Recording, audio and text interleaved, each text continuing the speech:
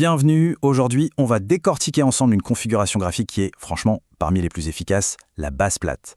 C'est une stratégie qui permet de repérer des actions juste avant qu'elles ne décollent en identifiant des petites phases de consolidation bien précises. C'est la grande question que tout le monde se pose, n'est-ce pas? Comment on fait pour anticiper les grands mouvements? Eh bien, il ne s'agit pas de magie ou de divination, mais bien d'apprendre à reconnaître des schémas qui se répètent. Et la base plate, c'est justement une des réponses les plus claires à cette question. Alors là, regardez-moi ça. Un gain de plus de 190%, c'est énorme. Et ce n'est pas arrivé par hasard. Juste avant ce décollage, il y avait quoi? Eh bien, pile la configuration qu'on est en train d'étudier. Ça montre tout le potentiel de cette approche. Alors, voyons en détail comment ça fonctionne. Pour bien utiliser ce modèle, c'est logique, il faut d'abord comprendre sa mécanique. On va donc voir ce qu'est une base plate et, plus important encore, ce qui se passe dans la tête des investisseurs pour qu'elle se forme. C'est la psychologie du marché qui est derrière tout ça. Alors, une base plate, qu'est-ce que c'est concrètement? C'est tout simple, c'est une pause. Imaginez, une action a bien grimpé, et puis hop, elle se calme. Le prix se stabilise et évolue dans un couloir très étroit. Et cette phase, elle ne dure pas des mois, on parle de 3 à 6 semaines grand maximum. C'est cette brièveté et cette stabilité qui sont vraiment les clés.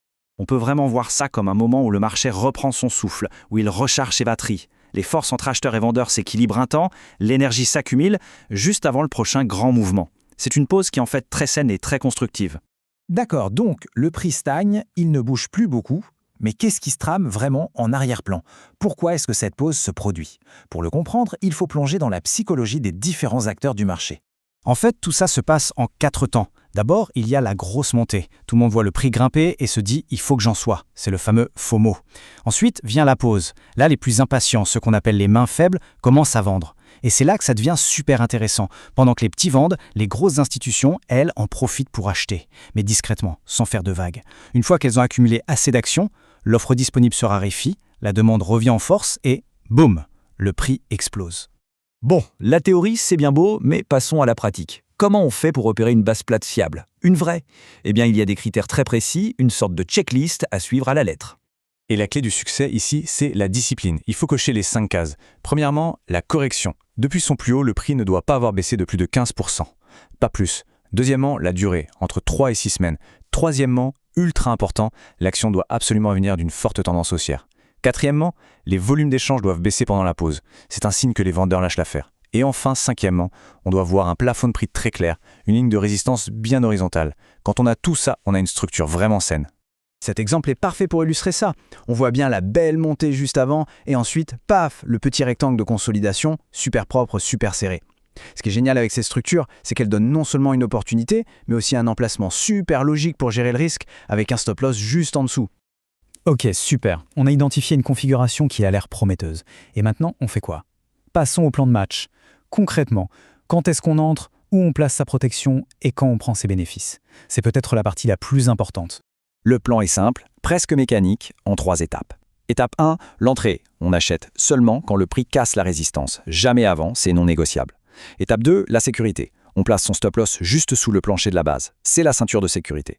Et étape 3, l'objectif. On peut viser un gain fixe, comme 20 ou 30%, ou alors utiliser un stop suiveur pour laisser courir les gains si le mouvement est vraiment puissant.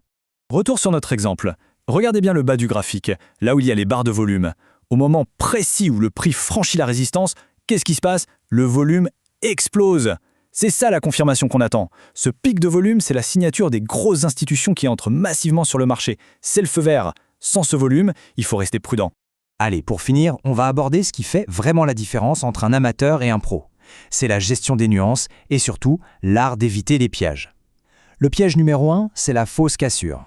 Cette comparaison, elle est essentielle. L'amateur, impatient, achète avant la confirmation en espérant que ça passe. Le pro, lui, attend le signal clair du volume. L'amateur ignore le contexte du marché global. Le pro s'assure que le vent est dans le bon sens. Et enfin, l'amateur va se laisser tenter par des configurations un peu floues. Le pro, il est exigeant. Il ne cherche que les bases les plus propres, les plus serrées, parce que c'est là qu'on voit la main des institutions.